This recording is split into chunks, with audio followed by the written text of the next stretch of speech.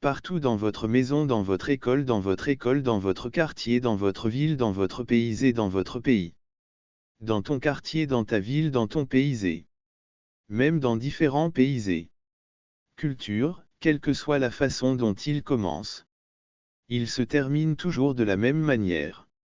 Destruction, douleur et souffrance. Les conflits peuvent être internes et externes.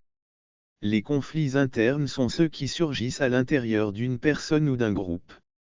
D'une personne ou d'une famille, ils peuvent être causés par les sentiments. L'implication est le plus grand. Il est donc important que tout le monde travaille ensemble pour résoudre les conflits et les problèmes. Pour résoudre les conflits et pour prévenir des conflits plus graves. Je t'embrasse et je prie pour que nous puissions trouver la paix. Dieu d'amour. Bonjour, ceci est un message de Dieu pour vous. Il est temps de faire face aux conflits auxquels vous êtes confrontés.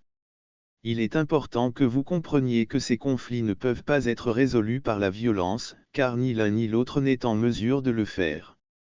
Être résolu par la violence, car ni l'un ni l'autre n'émergera. Il n'y a pas de gagnant dans la guerre. Il n'y a pas de gagnant. Les conflits doivent être résolus pacifiquement et par le dialogue. Il est important que vous compreniez que la colère, la haine et la peur est un sentiment qui doit être. Si vous laissez ces sentiments prendre le dessus, vous ne pourrez jamais vous en sortir. Si vous laissez ces sentiments prendre le dessus, vous ne serez jamais en mesure de trouver des solutions aux problèmes. Vous ne pourrez jamais trouver de solution aux problèmes que vous rencontrez. Rappelez-vous toujours que les conflits peuvent être résolus par le dialogue, la compréhension et la tolérance. Il faut se mettre à la place de l'autre. Vous devez vous mettre à la place de l'autre pour mieux comprendre ce qui se passe.